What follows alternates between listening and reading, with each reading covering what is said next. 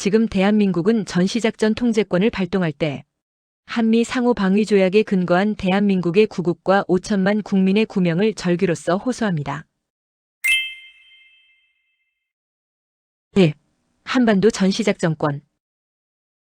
1. 전시작전권의 연원.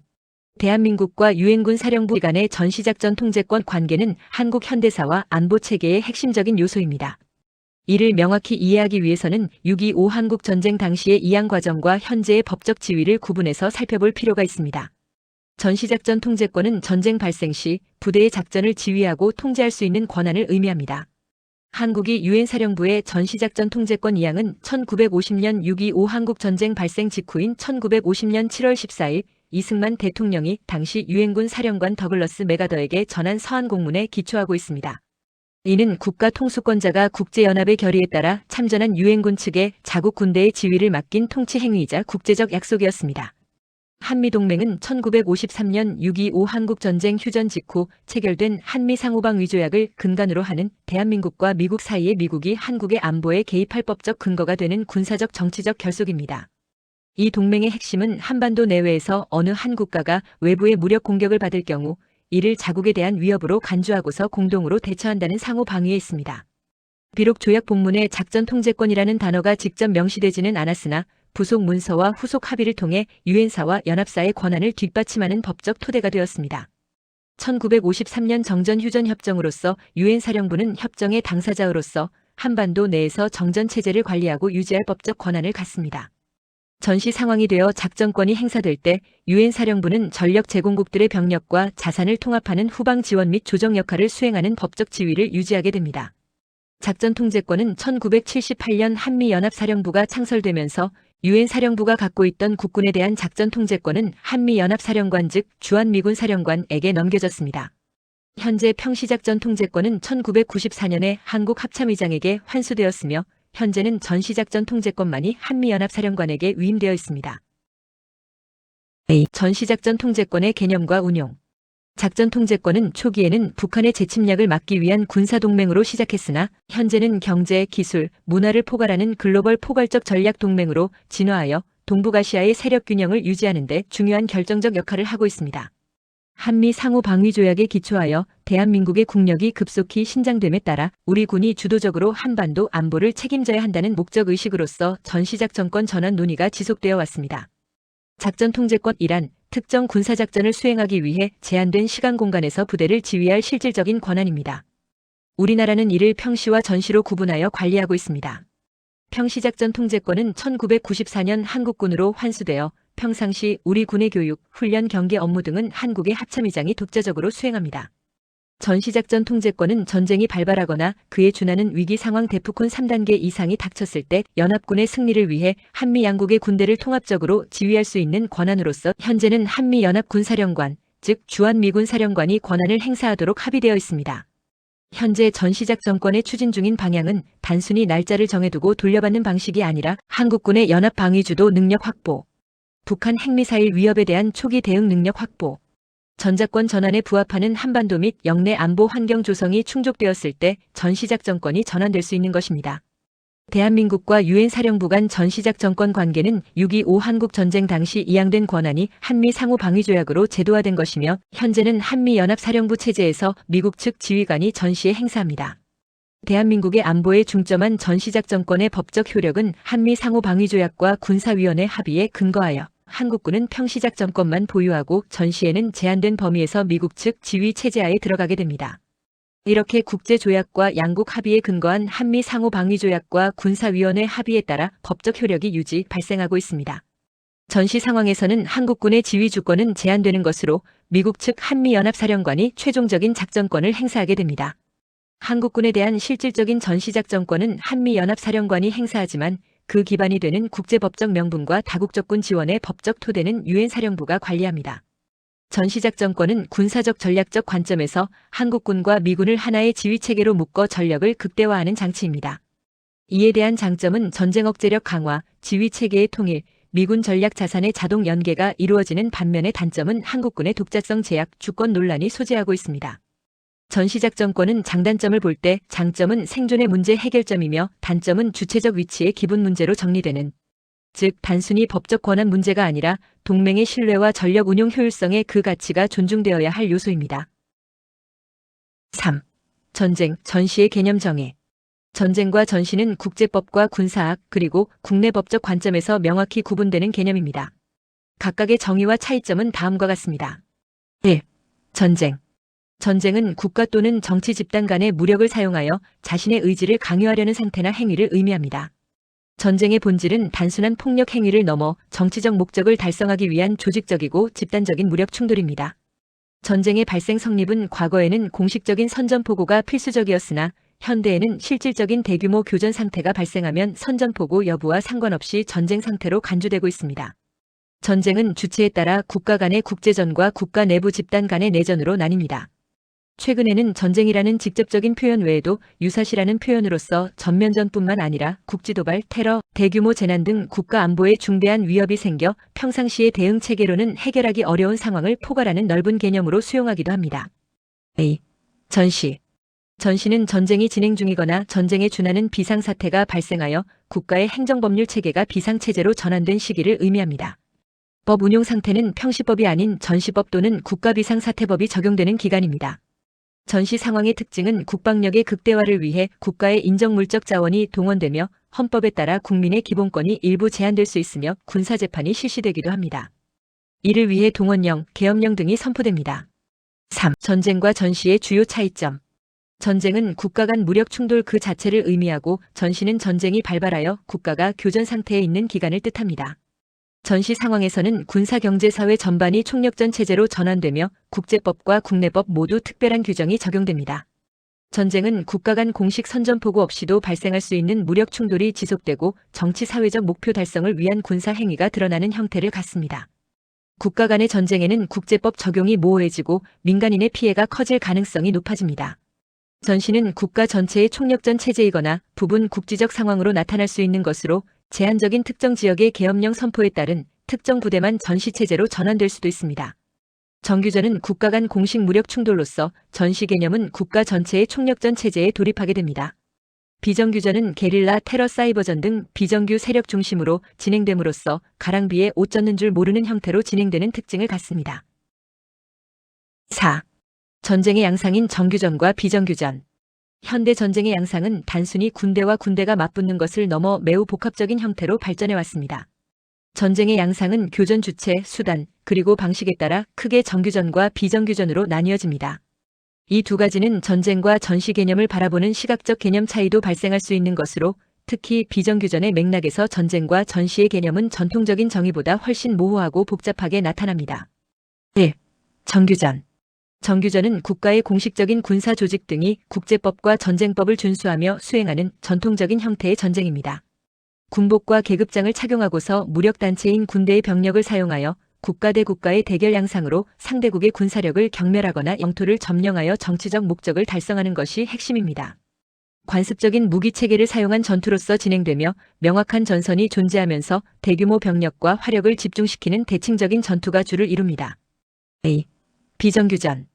비정규전은 정규군이 아닌 게릴라 민병대 혹은 특수부대가 정규군의 취약점을 공략하기 위해 수행하는 변칙적인 전쟁 방식입니다.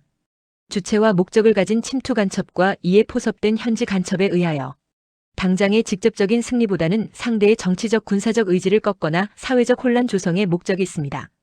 이들의 활동은 전후방의 구분이 없으며 민간인 사이에 섞여 활동하기 때문에 식별이 어렵습니다. 비정규전의 활동 방식으로는 매복, 습격, 파괴 공작, 심리전, 사이버 공격, 파업, 선동, 찬양 등 다양한 비대칭적 수단을 동원합니다.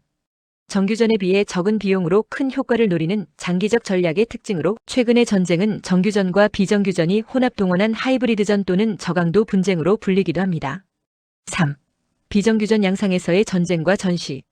소리 없는 전쟁 또는 회색지대 전략으로 불리는 비정규전 영역에서는 전쟁과 평화의 경계가 무너지기 때문에 기존의 정의가 다음과 같이 확장됩니다. 전쟁의 재정의. 심리적 사회적 굴복.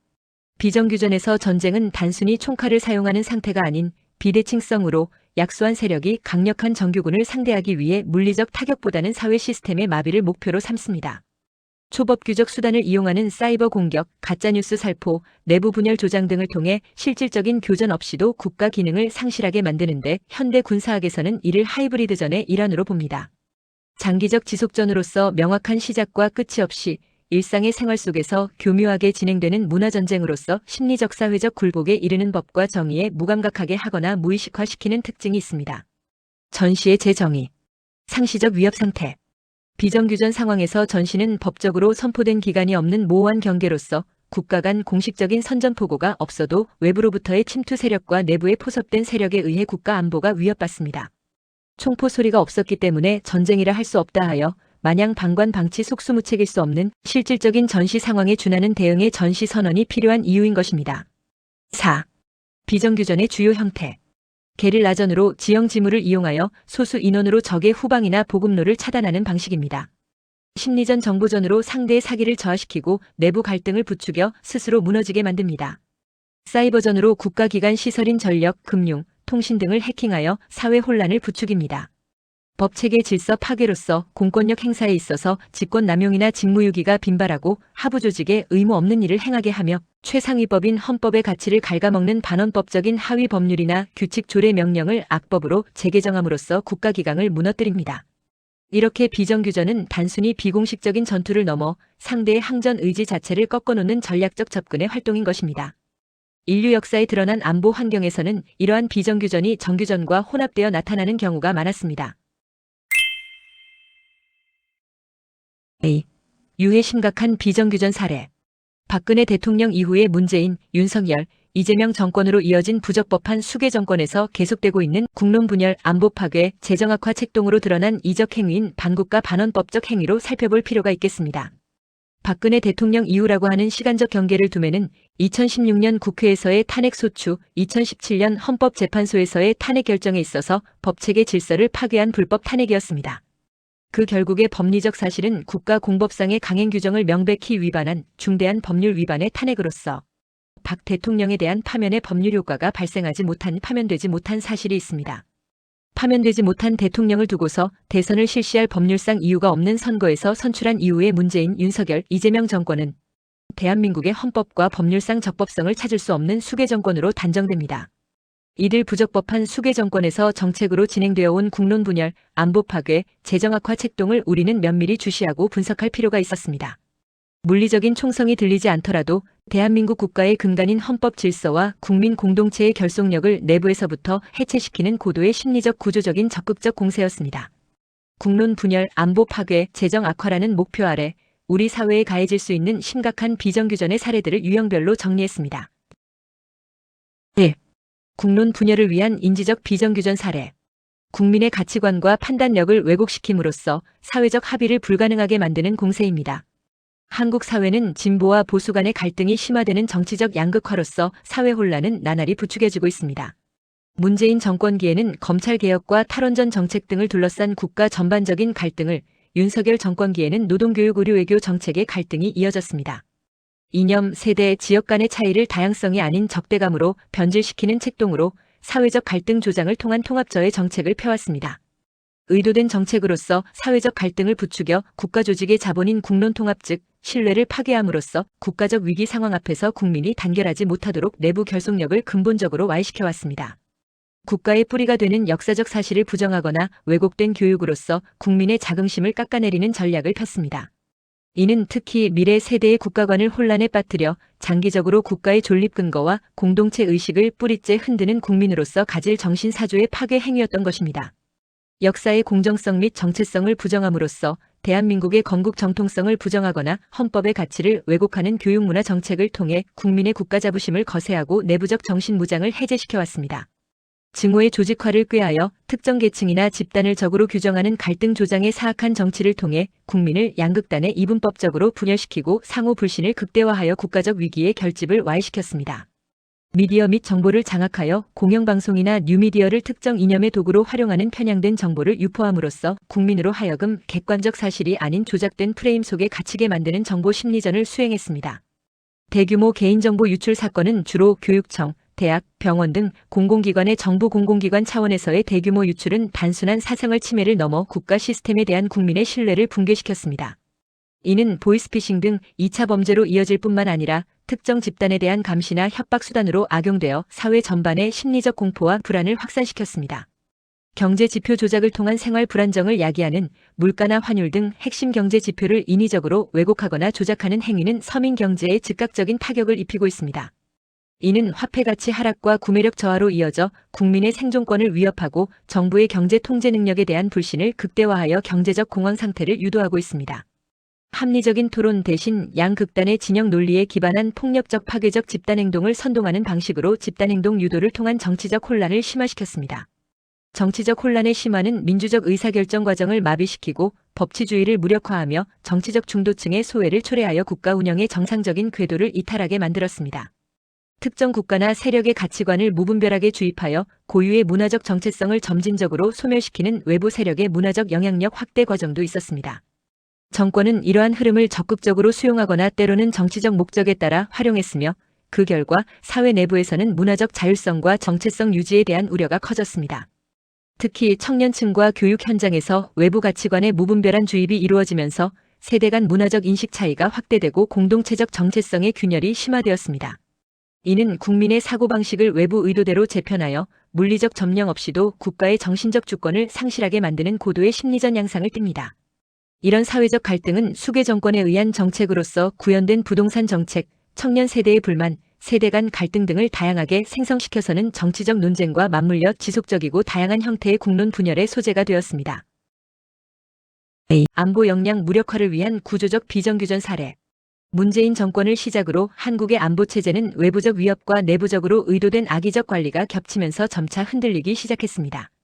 북한의 핵미사일 능력 고도화는 기존 억제체제를 무력화시키며 국민 불안을 증폭시켰고 한미동맹 내 불협화음은 방위비 분담과 전략자산 운용 문제에서 갈등을 드러내면서 국민을 불안하게 했습니다. 국내 정책은 복무기간 단축으로 인한 병력 감축, 방산업체 납품 차질, 개인정보 유출, 윤석열의 허접한 계엄에 연루된 군지휘 관리 체계의 와해 및 사기 저하, 군 급여 체계의 비공정성 등 관리적 허점이 반복적으로 발생하여 국민으로 하여금 안보 정책의 신뢰성을 약화시켜왔습니다.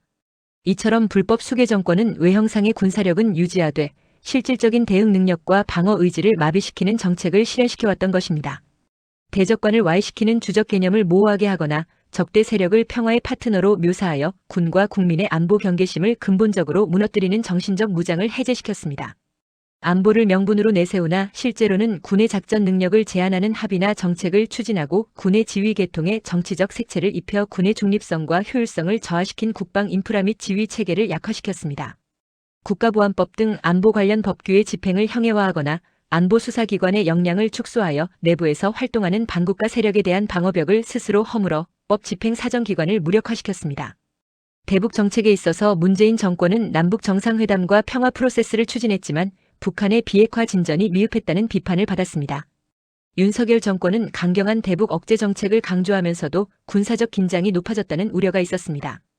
이재명 정권에서 군 운영과 방산업체 활동에 직접적인 차질을 빚었던 국방비 지급 지체 사태는 단순한 회계 착오가 아니라 국가 재정 운영과 국방 예산 관리 체계의 구조적 문제를 드러내면서 군의 사기를 크게 저하시킨 중대 사건으로 평가됩니다.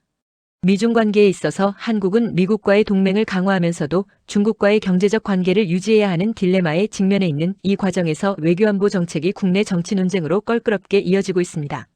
이러한 사건들은 단순한 행정적 실수나 일시적 위기가 아니라 반국가적 안보 정책에 따른 체제 전반의 구조적 문제를 드러냈습니다. 결국 2017년 이후의 안보 체제는 외부 위협에 대응하는 능력뿐 아니라 내부 관리와 제도적 신뢰성에서도 균열을 보이며 국민에게 안보 붕괴라는 인식을 심어주게 되었던 것입니다. 이는 단순히 군사력의 문제를 넘어 국가 운영 전반의 안정성과 신뢰를 회복해야 하는 국민의 과제가 된 것입니다. 현 이재명 정권의 부동산 정책은 가격 안정과 주거 복지를 명분으로 강력한 규제와 세제 개편을 도입했습니다. 그러나 이는 시장의 자율적 수급 조절 기능을 약화시키며 공급 부족과 투자 위축을 초래했습니다. 결과적으로 집값 안정이라는 목표와 달리 시장 왜곡과 불안정성을 심화시켰다는 비판이 제기되고 있는 것입니다. 이재명 정권의 노동정책 또한 근로시간 단축, 최저임금 인상, 고용규제 강화 등으로 노동자의 권익을 보호하려는 의도를 담고 있었습니다. 하지만 기업의 인건비 부담과 고용 유연성 저하를 불러와 중소기업과 자영업자의 경영난을 가중시켰습니다. 이는 결국 기업이 외국으로 나가게 함으로써 국내의 고용 창출을 위축시키고 노동시장 이중구조를 심화시키는 결과로 이어졌습니다. 이러한 반국가 반사회적 정책들은 겉으로는 사회적 약자 보호라는 명분에도 불구하고 시장경제의 기본 원리와 충돌하면 경제 활력과 성장 잠재력을 약화시키고 있는 반국가적 망국 정책일 뿐인 것입니다. 3. 재정 악화를 통한 경제적 비정규전 사례. 국가의 지속 가능성을 담보하는 재정적 기초를 파괴하여 외풍에 취약한 상태로 만드는 공세를 취했습니다. 국가의 지불 능력을 고려하지 않은 과도한 복지나 선심성 예산 집행을 통해 국가 채무를 급격히 늘려서는 위기 시 국가가 대응할 수 있는 경제적 완충력을 제거하는 미래 약탈식 포퓰리즘 정책을 펴왔습니다. 탈원전 등 국가 경쟁력의 근간인 에너지 자립 기반을 스스로 파괴하여 외부 세력에 대한 에너지 의존도를 높이고 산업 경쟁력을 약화시키는 에너지 안보의 자해적 파괴를 자행하였습니다. 기업에 대한 징벌적 규제와 반기업 정서 확산을 통해 국내 자본과 인재의 해외 유출을 유도함으로써 기업가 정신을 말살시켜서는 국가의 성장 엔진을 꺼뜨리는 경제적 고사 작전을 폈습니다. 재정 건전성 유지에 있어서 문재인 정권은 코로나 전염병 대응을 위해 확장적 재정을 펴면서 국가 채무의 폭증에 대한 우려가 제기되었습니다. 이외에도 계속적으로 복지와 세금의 관계에 있어서 복지 확대와 세금 부담 사이의 균형 문제는 지속적으로 논의되고 있으며 청년층과 중산층의 불만이 커지고 있습니다. 4. 대한민국 헌정질서 체제 붕괴와 수괴 정권의 장악. 박 대통령 이후에 이들 수괴 정권의 비정규전으로서의 정권 정책이라는 관점은 현대전의 핵심 개념인 하이브리드전 및 인지전의 틀로서 해석될 수가 있습니다. 대한민국 헌법의 가치를 수호하고 법치주의의 본령을 지키기 위한 관점에서 현재 대한민국이 직면한 국가적 위기 상황을 세 가지 핵심 축으로 나누어 분석해 볼 수 있습니다. 1. 헌정질서 체제 붕괴. 국가 근간의 와해. 헌정질서의 붕괴는 단순히 법 몇 구절이 어겨지는 수준이 아니라 국가를 지탱하는 약속된 규범 자체가 무너지는 것을 의미합니다. 권력 분립의 실종으로 입법, 행정, 사법의 상호 견제와 균형이 깨지며 특정 세력에 의해 국가 권력이 독점되는 현상이 나타납니다. 대의제 민주주의를 왜곡하는 국민의 뜻을 받들어야 할 대의기관이 정파적 이익을 우선시하며 헌법적 절차보다 정략적 판단이 앞서는 절차적 정당성의 상실이 가속화됩니다. 국가 정체성의 혼란 야기로서 자유민주주의와 시장경제라는 대한민국 건국 정신이 훼손되고 국가의 영속성을 담보하는 헌법적 가치관이 뿌리째 흔들리고 있습니다. 박근혜 대통령은 대한민국 최초의 여성 대통령으로 여성 정치인의 대표적 사례였습니다. 탄핵에 있어 여성 지도자에 대한 사회적 편견과 차별이 탄핵 과정의 감정으로 개입된 여지 없다고 아니할 수 없습니다. 결국 여성 대통령에 대한 명백한 불법 탄핵은 대한민국 사회에서 여성 정치인의 위치와 인권 문제를 다시금 환기시키는 계기가 되었고 이후 여성 정치인의 진출과 사회적 인식 변화에 상당한 영향을 주었다 하겠습니다. 대한민국은 지금 자유민주 대한민국의 정체성마저 저버려야 할 위기에 와닿은 대한민국은 공산사회주의로 급진전되고 있습니다. 이미 여러 해 전부터 주민자치기본법에 의한 장차 이 나라를 북한과 같은 세포 조직으로서 다스리겠다고 입법안을 내놓았습니다. 그 사실상의 전국 세포 조직을 갖춘 망국 그 이후의 참담한 사회 현상을 충분히 예견케 하고 있습니다. 주민자치기본법안은 강력한 행정권과 재정권을 바탕으로 한 새로운 좌파주도형 자치단체로서 기능할 민주주의를 빙자한 공산화를 구체화시키는 것입니다. 주민자치기본법안에 덧붙여 헌법 개정 절차에 국민 직접 참여를 제도화하려는 시민참여 개헌 절차 법안까지 내놓았습니다. 겉으로 보이는 이 법안에는 국회 중심의 개헌 절차에 국민 참여를 보강하는 대의민주주의의 보완으로 포장한 국민 발안, 수계 민주주의, 공론화 절차 등을 통해 헌법 개정 과정의 정당성과 투명성을 강화하는 직접민주주의 확대로 보입니다. 그러나 법안의 숨은 발상의 의미는 우리 사회의 적화를 노리는 세력들에 의한 점진적인 반헌법 법률로서 헌법을 형해화시켜왔습니다. 그 끝에 헌법 개정 작업의 논의가 기존의 특정 정치 세력에 국한되지 않고 국민적 합의 과정을 거치도록 유도함으로써 정치적 파급 효과의 극대화를 노리고 있는 것입니다. 이 법안은 헌법 개정 과정에 국민 참여를 제도적으로 보장하려는 취지로 국회의 권한과 국민투표 사이에 국민 발안 공론화 절차를 추가하는 것을 목표로 한 헌법 개정 과정을 이끄는 주도적 세력으로 자리하고자 함입니다. 이러한 개헌 작업에 순수 시민의식으로서의 참여라면 막을 이유가 없고 오히려 좋은 안을 수용할 기회를 가져야 할 것입니다. 그러나 법안에 담긴 시민참여는 주민자치기본법안에 담긴 음흉한 이적성에 기반하고 있음에 결코 간단히 볼 법안이 아닌 것입니다. 주민자치기본법안이 지역 단위에서 주민참여 역량을 키우면 시민참여 개헌 절차 법안은 그 역량을 국가적 헌법 개정 과정에 연결시킨다는 것입니다. 두 법의 제도적 연계로서 주민자치회 주민총회 등에서 논의된 의견이 헌법 개정 청원이나 국민 발의 과정에 반영될 수 있게 됩니다. 서로 다른 차원에서 같은 목표를 향해 나아가는 상호 보완적 관계에서 우리 사회의 적화에 목적을 둔 정치 이념성의 야욕을 담은 악법이라는 것입니다.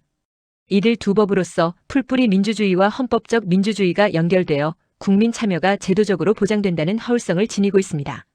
단순히 투표 참여를 넘어 정책과 헌법 논의 과정 전반에 국민이 주체로서 참여하는 길을 열 수 있음을 빙자한 국가 권력의 무력화 효과를 초래하게 되는 것입니다. 궁극적으로 민주주의의 생활화와 제도적 심화라는 큰 그림을 완성하는 상호 보완적 법안이라는 포장하에 우리 사회의 혼란을 심화 조장 극대화로서 적화를 완성하는 것입니다. 주민자치기본법 시행을 막지 못하면 주민자치기본법이 실현 정착된 이후에는 우파 대통령이 당선되어 통치한다고 하더라도 근본적인 자유민주주의 체제로 되돌려 놓기에는 쉽지 않을 일일 것입니다. 이렇게 이미 대한민국의 하부구조인 읍면동 조직과 주민들이 모두 좌파 세력에 의해 장악되었기 때문입니다. 헌법 개정 과정상의 국민에게 공론화될 국민저항적 반론의 기회를 숨기고서 헌법 개정 없이도 주민자치기본법 통과와 관련 법만 개정하면 주민자치회는 지방자치단체는 물론 중앙정부마저도 무력화시킬 수 있게 되는 것입니다. 결국 대의제 민주주의가 무너지고 헌법이 개정되면서 자유민주 대한민국 체제는 아주 쉽게 역사 속으로 사라지게 되는 것입니다. 불법 정권은 그들을 지켜줄 고위공직자범죄수사처를 만들고 경찰의 업무 영역을 확대시켜서는 검찰의 수사권을 박탈하더니만 결국엔 검찰청 폐지 법안을 가결 통과시켜서는 시한부 검찰로 만들었습니다. 이에 더 나아가 법원마저도 북한의 남조선 노동당 격인 다수 의석의 집권당인 더불어민주당이 대한민국의 사법권을 장악하면서 망국으로 종지부를 찍으려는 망동의 여러 악법 제조 작업을 보고 있습니다.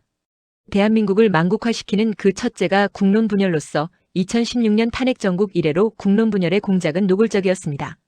국민의 국론분열 앞에서는 첨단의 방산장비도 혈맹의 한미동맹도 무용지물이 되기 십상의 위치에 놓이게 됩니다.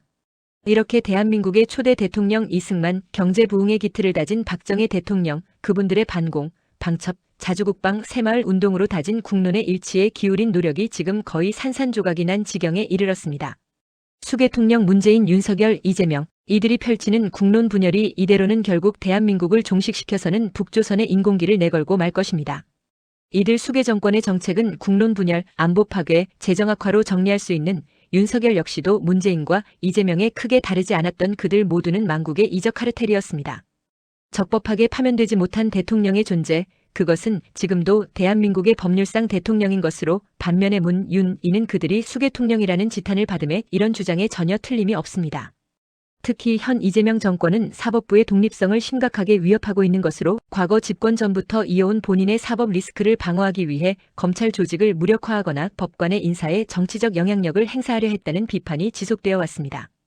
이재명과 더불어민주당은 삼권 분립이라는 헌법적 가치를 흔들고 법치주의의 공정성을 저해하는 반국가적 망국 행위로 비판받음은 당연한 것입니다. 이런 거대한 이적 카르텔 세력인 국가의 헌법기관과 법원이 선도하는 헌법의 형해화로서 무너져가는 풍전등화의 대한민국입니다. 자유민주 대한민국의 정체성은 이제 노골적으로 공산사회주의로 적화되어가는 과정을 여실히 보여주고 있는 나라가 지극한 위험에 빠져 있습니다. A. 수계정권의 장악. 권력의 사유화와 편향성. 수계정권의 장악 양상은 공적기구가 특정 집단의 이익을 대변하는 도구로 전락하는 과정에서 뚜렷하게 나타납니다. 주요 포스트의 코드 인사는 사법부, 선거관리위원회, 공수처 등 중립성이 생명인 핵심 국가기관의 특정 이념이나 정파적 이해관계를 같이 하는 인물들이 배치되어 공정성을 상실합니다. 법치의 도구화는 법이 만인에게 평등하게 적용되는 것이 아니라 아군에게는 관대하고 적군에게는 가혹한 선택적 정의의 수단으로 전용됩니다. 공영방송과 미디어 권력을 장악하여 비판 세력의 목소리를 잠재우고 헌법적 가치보다 특정 정권의 유지를 우선시하는 정책으로서의 여론 조작과 선동질은 국민으로 하여금 비판적 담론을 형성하게 합니다. 3. 헌법 형해화의 주요 반헌법적 양상. 형해화란 내용은 사라지고 뼈대만 남는 것을 뜻하는 것으로 헌법이 담고 있는 실질적인 가치와 정신은 증발하고 오직 법 조문이라는 껍데기만 남게 되는 위험한 현상을 의미합니다. 형식적 헌법 조문만 존재할 뿐 실상의 작동 원리는 전혀 다른 방식으로 심각하게 흘러가고 있는 그 양상을 정리해 보았습니다. 통치 편의를 위한 조문의 자의적 해석. 헌법은 권력을 제한하기 위해 존재하지만 형해화 단계에서는 오히려 권력을 정당화하는 도구로 전락합니다. 불의의 정권은 헌법 정신을 존중하기보다 특정 정치적 목적을 달성하기 위해 편의에 맞춰 법 조문이 위헌적 요소를 합법으로 포장합니다. 이 과정에서 명백히 위헌적인 요소가 다분한 정책이나 입법이 법적 절차의 준수라는 가면에 가려져 합법으로 포장되면서 헌법의 최고 규범력은 무력화되어 왔습니다. 이는 헌법이 국민을 위한 보호장치가 아니라 권력 유지의 도구로 변질된 현상입니다. 헌법이 제 기능을 하지 못하면서 국민의 기본권은 침해받고 사회정의는 훼손되며 국가의 존립 기반마저 위협받고 있습니다. 공익을 명분으로 한 기본권의 실질적 침해. 헌법의 핵심인 국민의 기본권이 부적법한 정치 권력에 의해 위축되는 현상이 나타납니다. 표현의 자유, 재산권, 신체의 자유 등 천부 인권적 권리들이 공공의 이익이나 국가 안보라는 불투명하고 포괄적인 명분 아래 제한됩니다. 이는 법률에 의한 제한이라는 형식을 갖추고 있으나 실질적으로는 과잉금지의 원칙을 위반하여 국민의 자유를 억압하고 민주주의의 토대를 허무는 결과를 초래합니다. 이렇게 헌법은 결국 권리 보장의 실질적 기능을 상실하게 됩니다. 사법 및 헌법재판의 정치 예속화. 헌법 질서를 수호해야 할 최후의 보루인 사법부와 헌법재판소가 법리적 판단보다 정치적 기류를 살피게 됨으로써 헌법이 실질적인 통제력을 잃음으로써 정치적 중립성을 상실했습니다. 헌법적 가치와 엄격한 법리에 근거한 판결 대신 집권 세력의 논리나 당대 정치적 기류를 살피는 판단을 내리게 되었습니다. 무려 정치적 요소인 탄핵 심판에 있어서는 정권 세력의 강한 작용에 의하여 국회가 허접한 증거로서 탄핵을 소추하여도 헌법재판소는 이를 가진 위법을 동원해 왔습니다. 그런 당사자 중심의 재판 구조가 아닌 중간 재판자의 입장마저도 국회 소추인의 의도에 편승하여 탄핵 소추장의 하자와 부실을 위법하게 도와 보완하고서 결정을 내려주는 2대1의 재판 구조를 자행해왔던 북한 외에 또 어디서 이런 비문명 졸법 재판이 있을까 싶습니다. 이처럼 사법 통제 기능이 마비되면 헌법은 권력 남용을 막는 실질적인 통제력을 잃고 아무런 강제력이 없는 종이 위의 기록일 뿐으로 헌법재판소마저도 촛불에 타 죽을까 두려웠던 권력의 비굴한 충견으로 전락했습니다. 법치주의의 형식화와 권위주의의 부활. 절차적 정당성만을 강조하며 실질적 정의를 외면하는 형식적 법치주의가 만연해집니다. 다수결의 원칙이 소수의 의견을 억압하는 수단으로 악용되고 헌법적 합의보다 진영 논리가 우선시되면서 국가의 기강이 흔들리게 됩니다. 결과적으로 이는 민주적 헌정 질서를 파괴하고 사실상의 독단적 통치체제로 나아가는 징검다리 역할을 하게 됩니다. 대한민국 헌법수호단의 활동은 이러한 위기 속에서 헌법의 실질적 가치를 회복하고 국민의 각성을 촉구하는 중요한 사명이라 하겠습니다.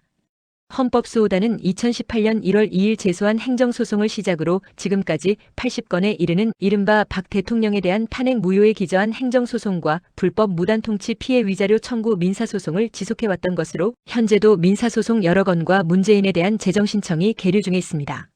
수계통령의 대통령 권한 없다는 판결이든 박 대통령께 그 권한을 행사하지 않는 위법이 있다는 판결이든 수계 정권의 불법 통치에 가담한 연대 채무자들의 무단 통치 위자료를 지급하라는 판결이든 수계들에 대한 고소에 형사처벌이 따르는 결정이 나오든 그 어느 것 하나라도 받으면 그 하나는 나머지 모두에 통달하게 되는 것입니다. 이렇게 다양한 준법 투쟁으로서의 테크닉을 도모했던 것이고 이들 중 박근혜 대통령께도 그 권한을 행사하지 않는 위법이 있다는 부작위법 확인 소송을 제기하고자 그 소송 요건을 준비하는 내용 증명을 거친 법리적 최고서를 송달하고 그 기한의 도래를 기다리고 있습니다.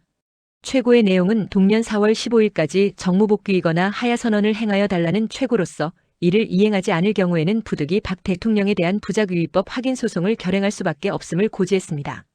박 대통령의 정무복귀는 재심을 필요로 하지 않는 것으로 2017년 불법 탄핵의 그 파면이라고 하는 헛소리에는 아무런 파면으로서의 법률 효과가 전혀 발생하지 못했던 것입니다.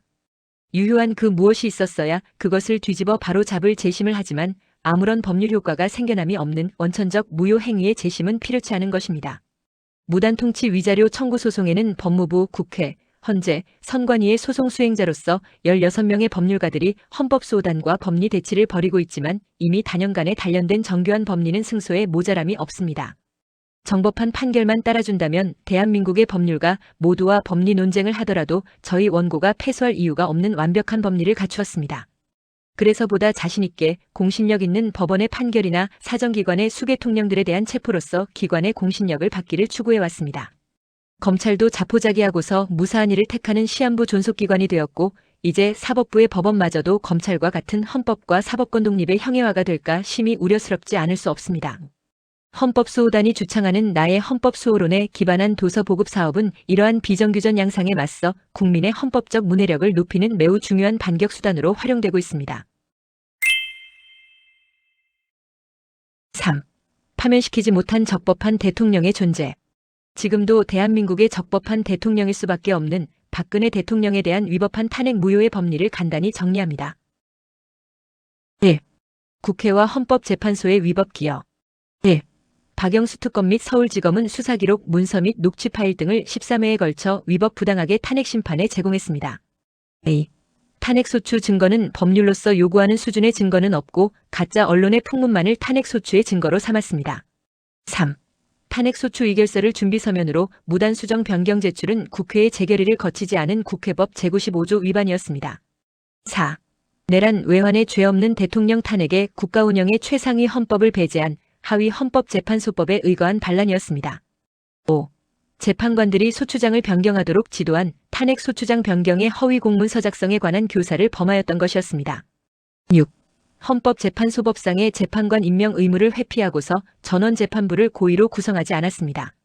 7. 헌법재판관 8인으로서는 심리만 가능한 법을 위반하고 결원재판부에서 결정까지 감행했습니다. 8. 헌법재판소가 소추인을 도와 불법 수집한 증거로서 대통령의 부당한 파면 결정을 했습니다. 9. 내란 외환의 죄 없는 대통령으로서 헌법재판소에서마저도 국민의 재판받을 권리가 중대하게 침해되었습니다. 10. 행위 시 이후에 시행되는 부정청탁 및 금품 등 수수의 금지에 관한 법률을 소급 적용까지 한 불법 탄핵이었습니다. 11. 헌법상 보장된 재판을 받을 권리의 본질적 내용이 침해된 법의 일반 원칙에도 반하는 부적절한 탄핵 심판이었습니다. 12. 재판관은 헌법과 법률에 의하여 양심에 따라 독립하여 심판했어야 함에도 8인 100% 탄핵 찬성하는 인민재판식 불법 탄핵이었습니다. 13. 이렇게 중립적이어야 할 재판관들조차도 또 한 팀의 소추인이었던 재판 구조가 아닌 2대1의 반란 모략이었습니다. A. 중앙선관위의 위법 기여. 이런 불법 파면에 거국적인 법률 착오를 이은 중앙선관위는 국회와 헌재의 불법 탄핵으로서 대통령 박근혜는 탄핵 파면 거리되지 않았음을 살피지 않고 원인 무효의 대통령 선거를 실시하고서 그 다수득표자에게 대통령 당선증을 교부 불법 가짜 공화국의 수괴로 하여 정권을 장악하게 하였습니다. 더구나 2017년 5월 9일 문재인을 선출한 거리 60일 내에 보궐선거를 실시하고서 보궐의 임기가 아닌 정기 대선의 임기 5년을 부여하여 불법 무단 통치의 기회를 확대해줬습니다. 3. 불법 수괴 정권의 대한민국 점령. 국회, 헌재, 중앙선관위가 깔아주는 수괴 정권의 주단의 문재인, 윤석열, 이재명은 위법한 불법이 점철된 원인 무효의 대통령 선거에 입후보하는 등의 방법으로 위계에 의한 공무집행방해를 범하고서 대통령 당선증을 순차적으로 교부받았습니다. 국헌을 문란케 한 적법한 대통령 등을 무권 불법으로 감금함으로써 그 권능을 불가능하게 함과 무단히 법률을 재개정 폐기하거나 기관의 업무를 무단히 개폐 이전시켰던 것입니다. 적법성 없는 수괴 정권으로서 무단히 정무직 부역자를 동원 배치하여 수괴 정권을 돕게 하며 국고 재정을 편취 수괴 정권이 목적한 만국 사업에 이용했습니다. 9년에 걸쳐 나라의 통치권을 불법으로 무단히 장악하고서 국가와 국민을 무단 통치하는 불법 행위에 피해를 입히고 있습니다. 이렇게 많은 위법으로서 파면을 선고했던 그 무효의 법리는 이상과 같아 불법 탄핵과 무효인 선거로 인하여 탄핵 파면 거리되지 못한 지금도 적법한 대한민국의 대통령으로서의 법리적 위치를 갖습니다. 박 대통령께서 권좌를 내어주심은 탄핵 절차를 빙자한 국헌문란의 내란에 속았을 뿐 권좌에서의 퇴진은 자유로운 의사에 의하여 결정지어진 것이 아니었습니다. 또한 혹시 문재인으로부터의 사면 석방에 붙여 작성했을지 모를 가택연금 및 정치나 탄핵에 붙인 일체의 이의제기를 제한하는 서약이 있었다 하더라도 그것은 불법 감금과 사기 강박에 의하여 이루어진 서약으로서는 위법하여 무효일 수밖에 없습니다. 박 대통령은 법리상 탄핵 파면 거리되지 못한 대통령으로서 구속수사재판 구금의 고초를 겪었지만 그것이 모두 적들의 불법으로 가해진 범죄 행위였던 것입니다. 죄되는 줄 모르고서 저지른 범죄가 용서되지 않듯 파면을 받았으니 응당 권좌를 내어줘야 하는 것으로 착각하고 내어준 것이 자유로운 의사가 아니었기에 대통령의 실추된 권위는 반드시 회복되어야 합니다. 지금도 법리상 탄핵 파면 거리되지 못한 대통령으로서의 권한은 박 대통령 고유 개인의 일신상 권리가 아닌 국민이 헌법과 법률에 의하여 부여해준 권리인 것이기에 그 권한을 포기하더라도 헌법과 법률에 맞게 자유로운 의사로서 이루어져야 하는 것입니다. 국민이 부여해준 대통령의 권한을 헌법과 법률이 아닌 불법 불의에 속아 그대로 방치방관 포기로서 소멸시켜서는 안 되는 그것은 국민의 것이고 대한민국의 법입니다. 헌법소호단이 다년간에 걸쳐 놓지 못하고 준법 투쟁하는 논지의 핵심은 국가 헌법기관이라 할지라도 국민이 자유민주적인 의사로서 결정하고 헌법과 기타 법률로서 부여한 각 기관의 권한에 관한 공법상의 강행 규정은 반드시 준수하면서 공무가 집행되어야 했습니다. 하지만 2017년 대한민국에서는 나라를 대표하는 국민의 대통령에게 유독 공법상의 강행 규정으로서의 규범성은 전혀 도외시된 법 외적인 인물로 평가 처분했던 것입니다. 이후 법이라고 하는 명분과 수단으로서 사회 구성원인 국민에게 다가올 그 부정적 영향력은 오늘은 대통령, 내일은 국민 개인들이 입게 될 화로서 예견되는 중대한 국사의 전환점이었습니다.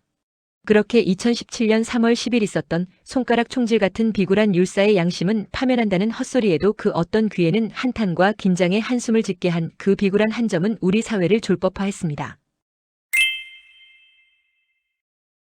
4. 전시작전 통제권으로 국난 타개 요청.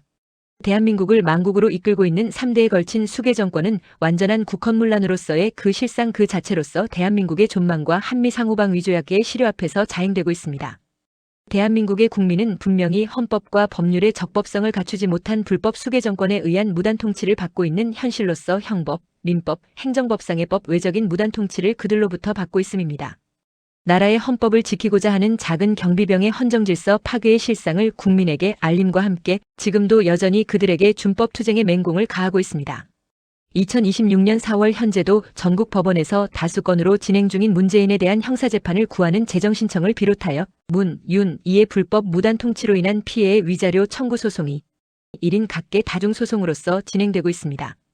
소송을 공동소송이 아닌 1인 각계 다중소송을 펼침에는 지금까지 본안소송만 누적 80건에 이르는 소송을 진행해 오면서 동문서답 우이독경식의 적법하고도 정의로운 판결을 만나기 어려웠기 때문입니다.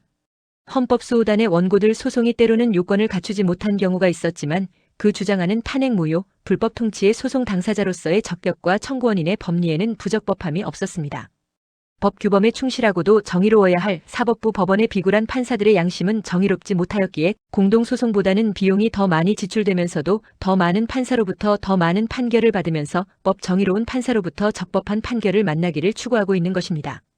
이렇게 헌법수호단이 적들에게 국민주권과 국민저항권에 기반한 끊임없는 준법투쟁의 맹공을 가할 수 있음은 대한민국 헌법과 그에 담긴 정의에 바탕하고 있기 때문입니다. 이런 정법한 법리를 증명하는 2024년 봄 여름에 윤석열을 비롯한 행정부 장차관들에게 헌법수호는 국민의 사명이라는 책과 함께 보낸 진정서로서 박 대통령에 대한 불법 탄핵 이래로 잘못된 정권임의 부적법성을 알렸더니 13명의 장관과 차관이 사직서를 제출하고 관직에서 나간 사실이 있습니다. 이로써 당시의 한덕수 국무총리도 사직하고자 하였으나 윤석열의 만류에 나가지 못하다가 결국엔 윤석열의 섣부른 계엄에 연계되어 후회의 한숨을 가득 채운 고난의 옥고를 치르고 있는 것입니다.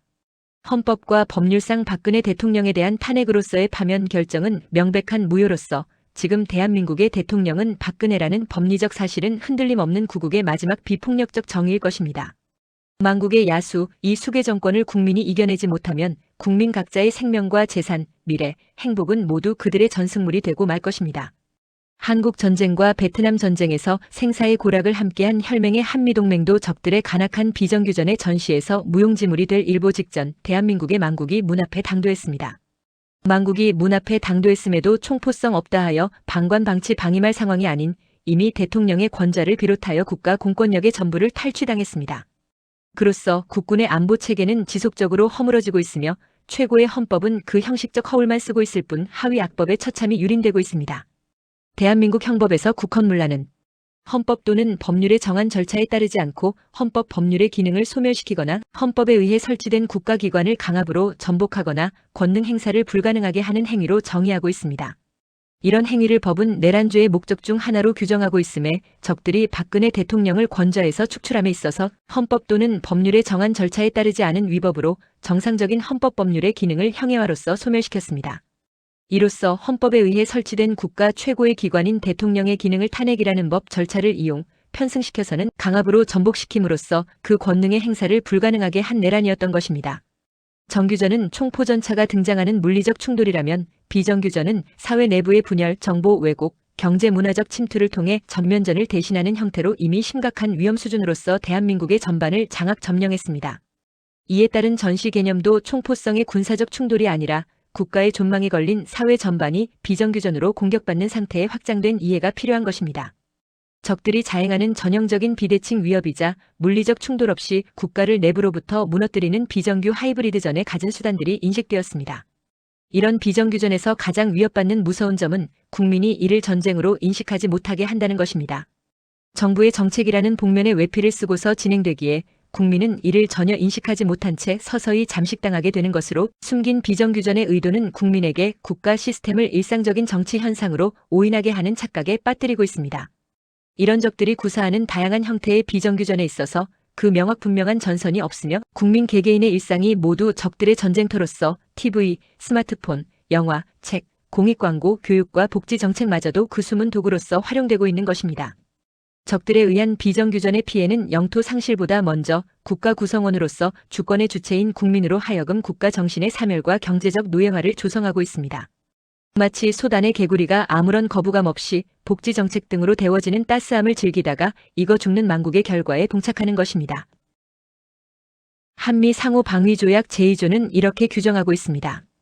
The parties will consult together whenever, in the opinion of either of them, the political independence or security of either of the parties is threatened by external armed attack. Separately and jointly, by self-help and mutual aid, the parties will maintain and develop appropriate means to deter armed attack, and will take suitable measures in consultation and agreement as required by this treaty to implement it and to further its purposes. 당사국 중 어느 일방의 정치적 독립 또는 안전이 외부로부터의 무력 공격에 의하여 위협받고 있다고 어느 당사국이든지 인정할 때에는 언제든지 양국은 서로 협의한다. 당사국은 단독으로 또는 공동으로 자조와 상호 원조에 의하여 무력 공격을 저지하기 위한 적절한 수단을 지속하고 발전시킬 것이며 본 조약을 이행하고 그 목적을 추진하기 위하여 필요한 적절한 조치를 협의와 합의하에 취할 것이다. 여기에 담긴 의무와 상응한 조치로서 그 협의의 의무로서 어느 당사국이든지 인정할 때에는 언제든지 양국은 서로 협의한다는 문구는 안보 위기 상황에서 동맹국 간의 즉각적인 소통과 대응이 의무임을 명시하고 있습니다.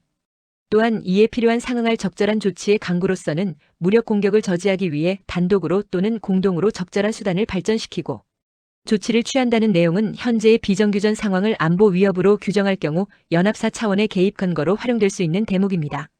한미 상호방위조약에 근거한 전쟁 발발 시 연합사령관이 한미 양국 대통령의 지시를 받아 지정된 부대를 지휘하는 권한으로 개념 지어진 전시작전 통제권 행사에 있어서 지금 대한민국의 상황은 양국이 협의할 대한민국의 적법한 대통령이 권좌에 부재한 상태입니다. 한미 상호방위조약이 작동하고 있는 대한민국의 2017년 3월 10일 이래로 지금까지 적들에 의하여 적법한 대통령이 권좌에 부재하다는 사실만으로서 한미연합사령관은 대한민국의 전시를 선포할 근거에 부족함이 없습니다. 이런 중대하고도 심각한 적들에 의하여 비정규전으로 망국이 문 앞에 당도한 즉 대한민국의 헌법과 법률 그리고 한미 상호방위조약에 근거한 전시작전 통제권으로서 미군 사령관님의 비정규전의 전시 상황 선포가 절실한 상황에 직면했습니다. 지금 대한민국 국군은 대통령의 국군 통수권에 제압되어 대통령인지 수계통령인지 구분짓지도 못한 채 수계통령의 사병이 되었습니다. 대한민국의 국민은 지금이라도 적법한 대통령과 망국을 획책하는 부적법한 수계통령 무리들을 엄연히 분별하는 지혜로서 적을 분명히 알고서 적과 싸울 수 있는 행동이 절실합니다. 나라가 지금 오랜 세월 동안에 우리 사회에 침투한 비정규전의 전쟁을 혹독하게 치르고 있음에도 전쟁인 줄을 모르고 있습니다. 적들에게 국민의 대표인 대통령을 빼앗긴 줄도 모르는 그런 적을 공권력마저도 대통령으로 받드는 멍청한 주권 국민이 어떻게 나라를 지킬 수 있겠습니까? 제언컨대 한미 상호방위조약상의 한미연합군사령관으로서 그 고귀한 권한을 행사하는 대한민국의 비정규전의 전시 상황 선포로서 대한민국 국군에 대하여 전시작전 통제권을 발동하여 양국의 군대가 함께 망국을 획책하는 적들을 제압해야 함이 시급합니다. 이에 대한민국과 그 헌정질서 및 한미 상호방위조약의 지속으로서 양국이 추구하는 공동선을 극대화하기에 협조를 구하는 참으로 이상해진 나라의 국민을 대표하여 대한민국과 국민의 구명을 호소하기에 이른 것입니다. 저희들의 본 청원은 개인의 주관적인 견해나 단순한 민원이 아닙니다. 이는 대한민국의 헌법 가치를 수호하기 위해 결성된 대한민국 헌법수호단을 비롯한 다수의 애국 사회단체와 수만 명의 깨어있는 시민들이 연대하여 전개하는 정법하면서도 조직적이고 체계적인 구국운동입니다.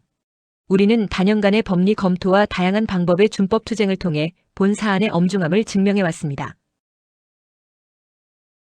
존경하는 제이비어 브런슨 사령관님. 지금 대한민국은 전시작전권을 발동해야 할 절체절명의 위기에 처해 있습니다.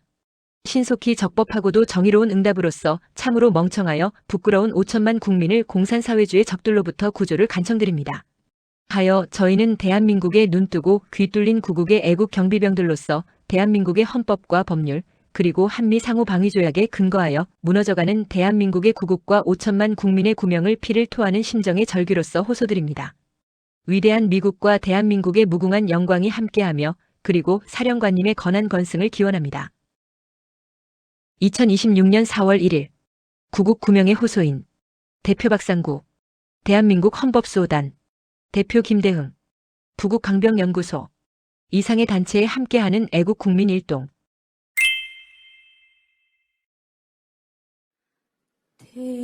태극기 휘날리며 벅차게 노래 불러 자유대한 나의 조국 길이 빛내리라.